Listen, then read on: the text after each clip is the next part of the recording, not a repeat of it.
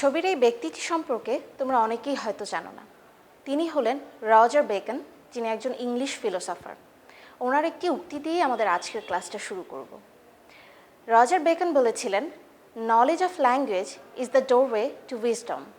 ভাষার জ্ঞানই কিন্তু আমাদের জ্ঞানের দ্বার উন্মুক্ত করে দেয়। রজার বেকনের কথা প্রসঙ্গেই যদি বলতে চাই, তাহলে বাংলা ভাষার পাশাপাশি আন্তর্জাতিক ভাষা হিসেবে ইংরেজিতেও আমাদের দক্ষতা অর্জন করতে হবে। তাই আজকের ইংরেজি ক্লাসে আমরা আলোচনা করব খুবই গুরুত্বপূর্ণ একটা বিষয় নিয়ে। আমাদের আজকের বিষয় হলো বাক্যের গঠন, বা ইংরেজিতে আমরা যেটাকে সেন্টেন্স স্ট্রাকচার হিসেবে জানি। পরিবেশনা রয়েছে আমি ফাহমিদা ইয়াসমিন। আমি সিপিআই ম্যানেজমেন্ট অ্যান্ড টেকনোলজিতে ইংরেজির ইনস্ট্রাক্টর হিসেবে কর্মরত রয়েছি। সেন্টেন্স স্ট্রাকচার সম্পর্কে জানতে হলে আমাদের শুরুতেই জানতে হবে সেন্টেন্স কি। তাহলে চলো আমরা দেখে নিই সেন্টেন্স কি।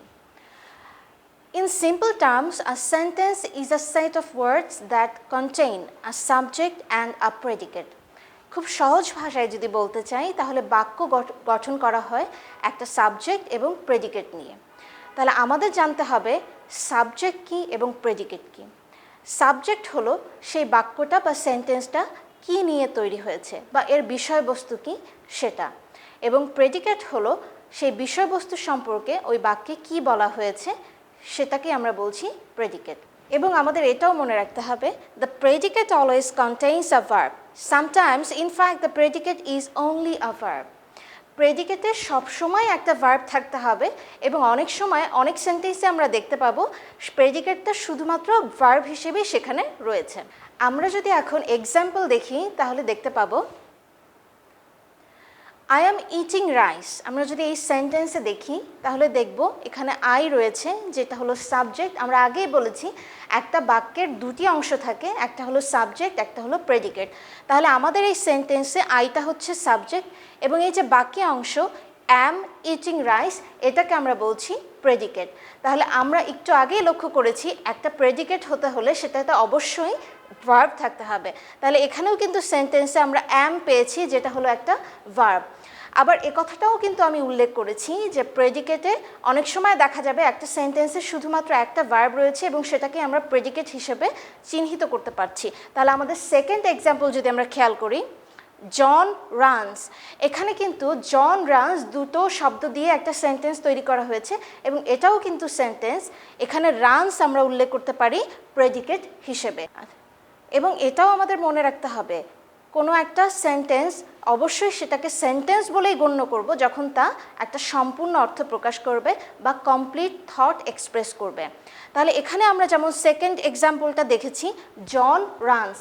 এটাতে মনে হতে পারে যে দুটো শব্দ দিয়ে একটা সেন্টেন্স কী করে হয়, কিন্তু আমি যখন বিশ্লেষণ করব, আমি যদি এটার অর্থ করি জন রানস, জন দৌড়ায়, এটা কিন্তু একটা সম্পূর্ণ অর্থই প্রকাশ করছে, যার কারণে এটাকে আমরা সেন্টেন্স হিসেবে আখ্যায়িত করতে পারি বা এটাকে আমরা সেন্টেন্স হিসেবে ধরে নিতে পারি। সেন্টেন্স সম্পর্কে যদি আরও বিশ্লেষণে যাই, তাহলে আমরা আরও বলতে পারি A sentence can be longer and more complicated, and basically there is always a subject and a predicate. Sentence শুধুমাত্র যে সিম্পল হবে, ছোট হবে তা কিন্তু না। সেন্টেন্স বড় হতে পারে, জটিল হতে পারে, এবং সেক্ষেত্রেও আমরা খেয়াল করে দেখব যে সেন্টেন্সে অবশ্যই সাবজেক্ট থাকবে এবং সেখানে প্রেডিকেট থাকতে হবে। আমরা একটা বড় এক্সাম্পল বা একটা লঙ্গার এক্সাম্পল যদি খেয়াল করি, Rahim and Karim speak English when they are working. আমরা যদি এই এক্সাম্পলের বিশ্লেষণে চলে যাই, তাহলে দেখতে পাবো এখানে রহিম অ্যান্ড করিম, আমরা আগেও বলেছি রহিম করিমকে এখানে আমরা দেখাচ্ছি সাবজেক্ট হিসেবে। Speak English when they are working, এটাকে আমরা বলছি প্রেডিকেট। এখানে আমরা স্পিকটাকে ভার্ব হিসেবে কিন্তু পেয়েছি, যেটা আমাদের প্রেডিকেট হওয়ার জন্য যে গুণাবলীর প্রয়োজন সেটাকে ফুলফিল করছে। তাহলে Rahim and Karim speak English when they are working, এই এক্সাম্পলটা longer and complicated, but it's a sentence because it has subject and predicate. আমরা এখন দেখব সেন্টেন্সের রয়েছে আরও কিছু গুণাবলী। একটা সেন্টেন্সকে অবশ্যই ক্যাপিটাল লেটার দিয়ে শুরু হতে হবে, এবং তার শেষটা হবে হয় ফুল স্টপ দিয়ে, না হলে কোয়েশ্চেন মার্ক দিয়ে, অথবা এক্সক্লেমেশন মার্ক। এক্সক্লেমেশন মার্কটা হচ্ছে আশ্চর্যবোধক চিহ্ন। চলো এবার আমরা দেখে নিই কিছু এক্সাম্পল। শুরুতেই রয়েছে পিপল নিড ফুড। দেখো এর শুরুটা কিন্তু হয়েছে ক্যাপিটাল লেটার দিয়ে এবং শেষে রয়েছে ফুল স্টপ। আমরা একটু আগেই জেনেছি যে একটা সেন্টেন্স শুরু হবে ক্যাপিটাল লেটার দিয়ে এবং তার শেষে কি থাকতে পারে, ফুল স্টপ থাকতে পারে। হাউ আর ইউ, এখানে দেখো এই সেন্টেন্সটাতে প্রশ্ন করা হয়েছে, তাহলে যখনই কোনো সেন্টেন্সে প্রশ্ন করা হবে তার শেষে কিন্তু আমাকে কোয়েশ্চেন মার্ক বা প্রশ্নবোধক চিহ্নের ব্যবহার করতে হবে। লুক আউট, দেখো আমি যখন কথাটা বলছি লুক আউট, আমি কিন্তু আশ্চর্যান্বিত হয়ে বলছি, তাহলে এক্সক্লেমেশন মার্ক এখানে দিতে হবে, যেটার মানে হচ্ছে আশ্চর্যবোধক চিহ্ন। আমরা কিন্তু অনেক সময় এমন সেন্টেন্স দেখতে পাবো যেগুলো আমরা তার শেষে কি চিহ্নের ব্যবহার করা হচ্ছে সেটা দেখে আইডেন্টিফাই করতে পারবো। যেমন আমি একটু আগেই দেখালাম কোয়েশ্চেন মার্ক দেখলেই কিন্তু আমি বুঝতে পারবো যে এখানে প্রশ্ন করা হয়েছে। আবার যদি আমি এখানে এক্সক্লেমেশন মার্কের কথা বলি বা আশ্চর্যবোধক চিহ্নের কথা বলি, সেখানেও কিন্তু এই চিহ্নটা দেখা মাত্রই বুঝতে পারছি এটা একটা এক্সক্লেমেটরি সেন্টেন্স। এই যে আমি বললাম এক্সক্লেমেটরি সেন্টেন্স, তার মানে আমরা যত সেন্টেন্স দেখছি প্রত্যেকটারই কিন্তু আলাদা আলাদা নাম রয়েছে, বা এক একটা সেন্টেন্সকে কিন্তু আমি এক একভাবে বা এক এক নামে ডিফাইন করতে পারবো। তাহলে এরপরে আমরা দেখব সেন্টেন্সকে আমরা কয় ভাগে ভাগ করতে পারি বা আমরা কি কি ধরনের সেন্টেন্স ইংরেজিতে পেয়ে থাকি। আমরা সেন্টেন্সকে তাদের অর্থ এবং গঠন অনুসারে দুই ভাগে ভাগ করতে পারি। আমরা প্রথমেই দেখব অর্থ অনুসারে সেন্টেন্সকে কয় ভাগে ভাগ করা যায়। অর্থ অনুসারে সেন্টেন্সকে আমরা 5 ভাগে ভাগ করতে পারি: assertive sentence, imperative sentence, interrogative sentence, exclamatory sentence and optative sentence. এখন আমরা চলে যাচ্ছি তাহলে সেন্টেন্সগুলোর বিস্তারিত বর্ণনায়।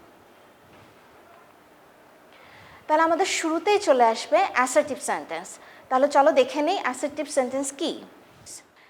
অ্যান অ্যাসার্টিভ সেন্টেন্স অথবা অ্যাসার্টিভ সেন্টেন্সকে কিন্তু আমরা ডিক্লারেটিভ সেন্টেন্স হিসেবেও জানি।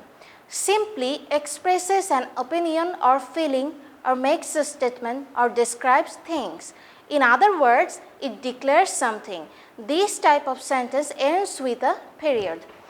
ওকে, কি বলেছে যে অ্যাসার্টিভ সেন্টেন্স হলো সেই সেন্টেন্সটাই যেখানে আমি আমার অভিমত প্রকাশ করতে পারবো, আমি একটা বক্তব্য সামনে নিয়ে আসতে পারবো বা বক্তব্য উপস্থাপন করতে পারবো।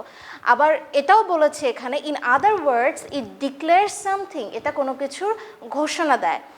আবার একেবারে শেষে যদি আমি চলে যাই, this type of sentence ends with a period.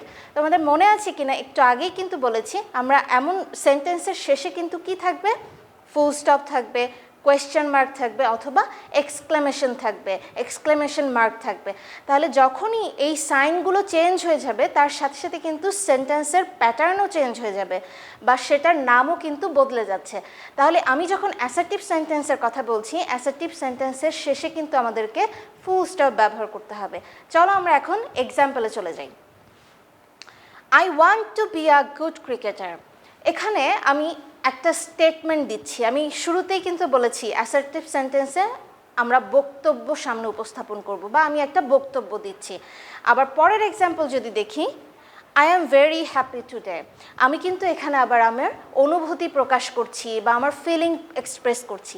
তাহলে অ্যাসার্টিভ সেন্টেন্স হতে গেলে সেখানে কি করতে হবে, নিজের মনের ভাব প্রকাশ করতে হচ্ছে বা আমি কোনো বক্তব্য উপস্থাপন করছি বা আমি কোনো কিছু ঘোষণা করছি এবং তাকে অবশ্যই শেষ হতে হবে কি দিয়ে, পিরিয়ড দিয়ে, বা আমরা ফুল স্টপ বলি যেটাকে। ফুল স্টপের আরেকটা সিনোনিম যদি আমি করি বা অন্য কোনো শব্দে যদি আমি তাকে প্রকাশ করি তাহলে আমি সেটাকে পিরিয়ড হিসেবেও বলতে পারি। এখন আমরা দেখব imperative sentence. We use an imperative sentence to make a request, give advice or to give a command. Imperative sentences usually end with a period. Imperative sentence হলো যেখানে আমরা কাউকে উপদেশ প্রদান করে থাকি, কোনো নির্দেশ প্রদান করে থাকি, আদেশ দিয়ে থাকি বা অনুরোধ করে থাকি। তাহলে খুব সহজ ভাষায় বলতে যে সেন্টেন্সের মাধ্যমে আদেশ, উপদেশ, অনুরোধ, নির্দেশ বোঝায় তাকেই আমরা বাংলায় বলবো ইম্পারেটিভ সেন্টেন্স। এখন তাহলে চলো ইম্পারেটিভ সেন্টেন্সের এক্সাম্পল দেখে নিই। প্লিজ সিট ডাউন, এই যে সেন্টেন্সটা আমি বললাম প্লিজ সিট ডাউন, তার মানে আমি এখানে তাকে অনুরোধ করছি বসতে বলার জন্য। তাহলে আমরা একটু আগেই কিন্তু শুনেছি ইম্পারেটিভ সেন্টেন্স হতে হলে সেখানে কি থাকবে, অনুরোধ চলে আসবে। তাহলে আমি যখন বলছি প্লিজ সিট ডাউন, আমি অনুরোধ করছি এবং এই সেন্টেন্সটা কিন্তু একটা ইম্পারেটিভ সেন্টেন্স। আমাদের second example, don't ever touch my phone. তার মানে আমি কিন্তু একজনকে নিষেধ করছি বা মানা করছি বা নির্দেশ দিচ্ছি যে আমার ফোনটা টাচ করবে না। তাহলে এটাকেও আমরা বলছি imperative sentence. Never forget the person who loves you. তাহলে এই সেন্টেন্সের মাধ্যমে আমি এটাই বোঝাতে চাচ্ছি যে আমি একজনকে উপদেশ দিচ্ছি, যেই মানুষটা তোমাকে ভালোবাসে তাকে কখনো ভুলে যেও না।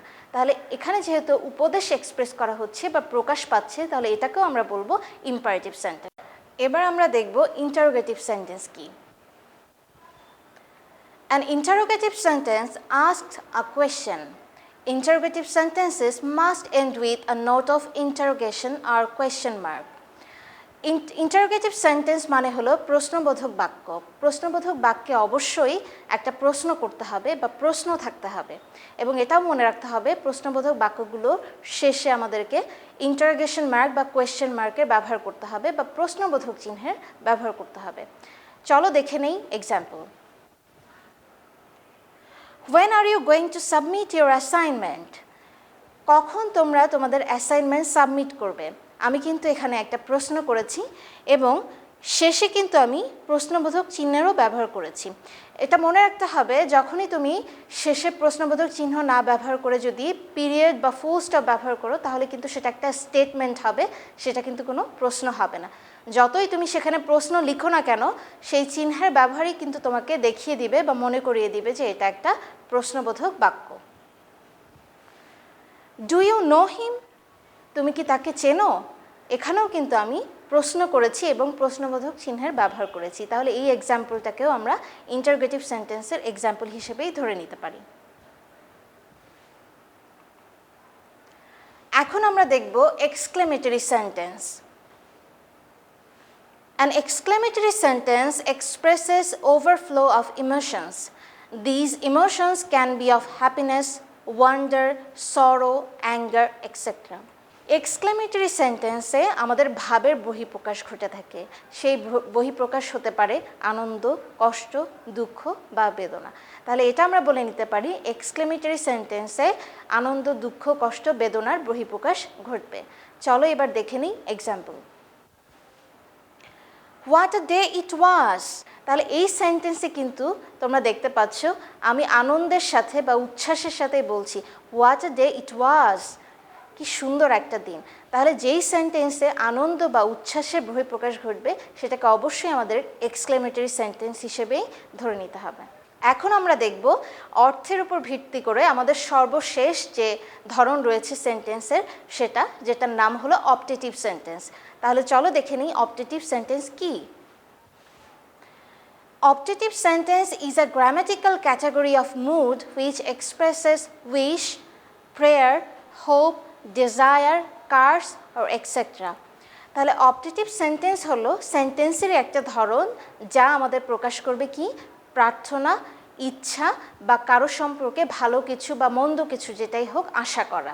তাহলে এখানে অভিশাপ আসতে পারে, কারোর জন্য গুড উইশেস চলে আসতে পারে, প্রেয়ার চলে আসতে পারে। তাহলে যখনই কোনো সেন্টেন্স কোনো ইচ্ছা বা প্রার্থনা বা অভিশাপ বা আশা ব্যক্ত করবে, তাহলে সেটাকে আমরা ধরে নেব অপটেটিভ সেন্টেন্স হিসেবে। তাহলে এখন আমরা আবার দেখে নিব অপটেটিভ সেন্টেন্সের example. May Allah bless you. মাত্র আমরা যে সেন্টেন্সটা দেখলাম মে আল্লাহ ব্লেস ইউ, আল্লাহ তাআলা তোমার উপর সদয় হন, তার মানে আমি কিন্তু তোমার জন্য প্রার্থনা করছি। তাহলে আমরা আগেই পড়েছি যে যেই সেন্টেন্সে আমার প্রার্থনা, ইচ্ছা, আশা বা অভিশাপ উঠে আসবে, তাহলে সেই সেন্টেন্সকে আমরা অপটেটিভ সেন্টেন্স বলবো। তাহলে এখানেও কিন্তু প্রার্থনা প্রকাশ পাচ্ছে, তাহলে এই সেন্টেন্সকেও আমরা বলবো অপটেটিভ সেন্টেন্স। তাহলে এতক্ষণ আমরা দেখলাম অর্থের উপর ভিত্তি করে সেন্টেন্সকে কত ভাগে ভাগ করা যায়। এখানে আমি বেশ কিছু এক্সারসাইজ দিয়ে দিয়েছি, তোমরা বাসায় চেষ্টা করবে এবং নিজেরাই চেক করতে পারবে যে এতক্ষণ আমি অর্থের উপর ভিত্তি করে সেন্টেন্সের যে বিভাজন দেখালাম সেগুলো তোমরা বুঝতে পেরেছো কিনা। এখন আমরা দেখব সেন্টেন্সকে গঠনের ভিত্তিতে কয় ভাগে ভাগ করা যায়।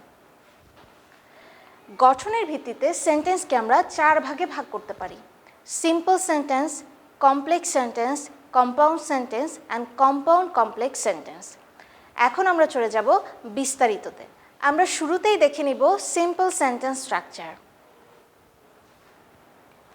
A simple sentence consists of one independent clause. An independent clause contains a subject and verb and expresses a complete thought. কি বলছে যে একটা সিম্পল সেন্টেন্স গঠিত হবে ইন্ডিপেন্ডেন্ট ক্লজ নিয়ে।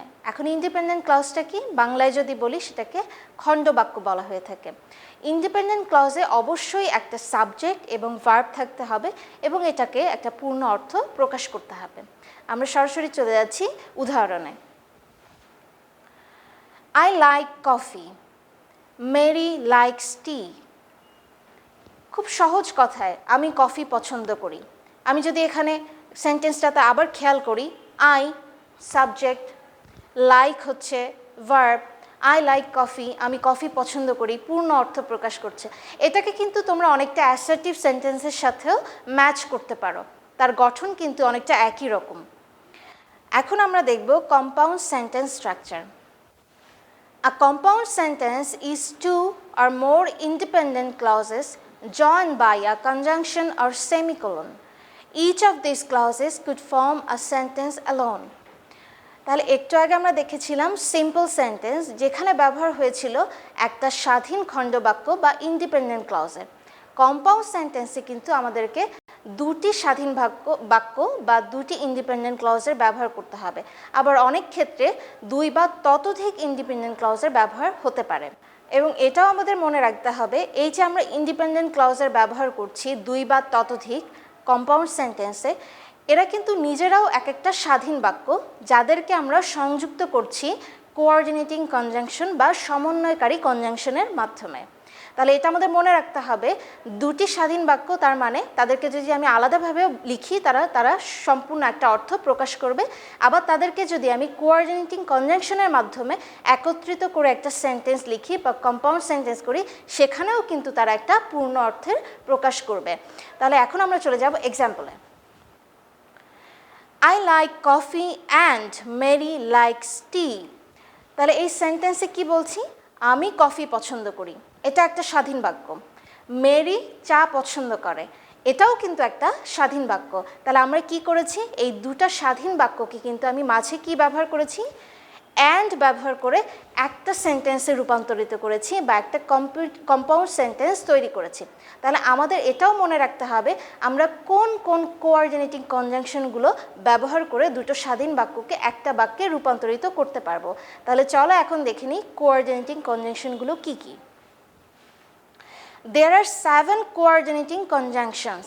ইংরেজিতে 7টা কোঅর্ডিনেটিং কনজাংশন রয়েছে। সেগুলো কি, and, but, or, nor, for, yet, so.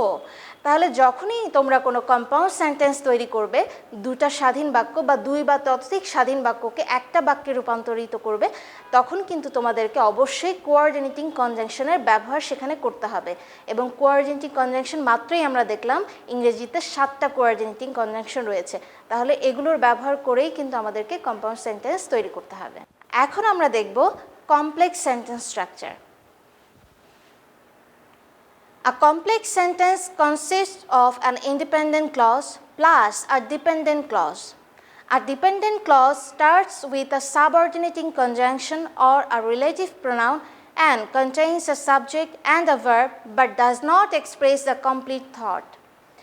এখানে কি বলছে, আমরা আগের মতোই কম্পাউন্ড সেন্টেন্সে যেমন দেখেছিলাম দুটি স্বাধীন বাক্য থাকবে, কমপ্লেক্স সেন্টেন্সের ক্ষেত্রে কিন্তু একটি স্বাধীন বাক্য বা ইন্ডিপেন্ডেন্ট ক্লজ এবং একটি পরাধীন বাক্যের ব্যবহার দেখতে পাবো বা ডিপেন্ডেন্ট ক্লজ দেখতে পাবো। এখন ইন্ডিপেন্ডেন্ট ক্লজটা তো আমরা জানি যে সে স্বাধীন, তাতে একটা সাবজেক্ট থাকছে, একটা ভার্ব থাকছে এবং একটা পূর্ণ অর্থ প্রকাশ করছে। কিন্তু ডিপেন্ডেন্ট ক্লজ বা পরাধীন যে খণ্ডবাক্যের কথা বলছি, সেখানেও কিন্তু সাবজেক্ট থাকছে, ভার্ব থাকছে, কিন্তু সে কোনো সম্পূর্ণ অর্থ প্রকাশ করতে পারবে না, কারণ তার আগেই আমাদেরকে ব্যবহার করতে হবে সাবঅর্ডিনেটিং কনজাংশন বা রিলেটিভ প্রোনাউন। আমরা যদি এখন এক্সাম্পলগুলো লক্ষ্য করি, তাহলেই কিন্তু আমাদের কাছে এই বিষয়টা আরও বেশি পরিষ্কার হয়ে যাবে। We missed our plane because we were late. এখানে এই সেন্টেন্সে কি বলা হচ্ছে, আমরা দেরি করেছি বলেই আমরা প্লেনটা মিস করেছি। এখন আবার আমরা খেয়াল করি আমাদের সূত্র অনুযায়ী কি বলছে যে আমাদের ডিপেন্ডেন্ট ক্লজের আগে কিন্তু সাবঅর্ডিনেটিং কনজাংশন বা রিলেটিভ প্রোনাউনের ব্যবহার হবে। এখানেও আমরা যদি সেন্টেন্সটা খেয়াল করি, we missed our plane because we were late, তাহলে বিকজ হচ্ছে এখানে সাবঅর্ডিনেটিং কনজাংশন এবং এই পরের বাক্যটুকু বিকজ উই ওয়ার লেট এই অংশটাকে আমরা বলবো কিন্তু ডিপেন্ডেন্ট ক্লজ বা পরাধীন খণ্ডবাক্য। তাহলে আমি যদি শুধু এটা উল্লেখ করি বিকজ উই ওয়ার লেট, কারণ আমরা দেরি ছিলাম, এই কথাটা দিয়ে কিন্তু কোনো পূর্ণ অর্থ প্রকাশ পায় না। আমি যখন বলছি আমরা দেরি করেছি বলেই আমরা প্লেনটা মিস করেছি, কারণ আমরা দেরি ছিলাম বলেই আমরা প্লেনটা মিস করেছি, তখন কিন্তু এটা একটা সেন্স মেক করে বা এটা একটা অর্থ প্রকাশ করে। কিন্তু শুধু যদি বলি বিকজ উই ওয়ার লেট, কারণ আমরা দেরি ছিলাম, কি কারণ যতক্ষণ পর্যন্ত সেটা না বলছি বা দেরি করেছি বলেই একটা ঘটনা ঘটেছে, ততক্ষণ পর্যন্ত কিন্তু এই বাক্যটা সম্পূর্ণ হচ্ছে না, এটা রয়ে যাচ্ছে একটা অসম্পূর্ণ বাক্য। তাহলে একটা ডিপেন্ডেন্ট ক্লজ একা কিন্তু কোনো অর্থ প্রকাশ করতে পারবে না, যেমনটা একটা ইন্ডিপেন্ডেন্ট ক্লজ বা স্বাধীন খণ্ডবাক্য করতে পারত। তাহলে আমাদের কমপ্লেক্স সেন্টেন্সের স্ট্রাকচারটা হচ্ছে সেখানে একটা স্বাধীন খণ্ডবাক্য থাকবে এবং একটা পরাধীন খণ্ডবাক্য থাকবে এবং যেটার মিডলে বা যেটার শুরুতেই আমাকে সাবঅর্ডিনেটিং কনজাংশন বা রিলেটিভ প্রোনাউনের ব্যবহার করতে হবে। তাহলে এখন আমরা জেনে নিব সাবঅর্ডিনেটিং কনজাংশন বা রিলেটিভ প্রোনাউন কোনগুলো রয়েছে। Here are some common subordinating conjunctions: after, although, as, because, before, how, if, once, since, then, that, though, till, until, when, where, whether, while. তাহলে এখানে যে লিস্টটা আমরা দেখতে পেলাম বা যে শব্দগুলো আমি পড়ে শোনালাম, এগুলোকে আমরা বলবো subordinating conjunction. Here are 5 basic relative pronouns. আমাদের রয়েছে 5টা বেসিক রিলেটিভ প্রোনাউন। সেগুলো কি? That, which, who, whom, whose. তাহলে এই যে 5টা রিলেটিভ প্রোনাউন দেখতে পেলাম, এই রিলেটিভ প্রোনাউনগুলো বা যে লিস্টটা দেখতে পেয়েছি সাবঅর্ডিনেটিং কনজাংশনের, এই সবগুলোর ব্যবহারই কিন্তু আমাদের কমপ্লেক্স সেন্টেন্স তৈরি করার ক্ষেত্রে হয়ে থাকে। গঠন অনুসারে সেন্টেন্সের সর্বশেষ ধরনটি হচ্ছে কমপ্লেক্স কম্পাউন্ড সেন্টেন্স। এমন হতে পারে অনেক সময় তোমরা বইতে হয়তো এই ধরনটা পাবে না, বাট আমরা এটাকেও শিখে রাখব। A compound complex sentence consists of at least 2 independent clauses and 1 or more dependent clauses. আচ্ছা, কি বলেছে?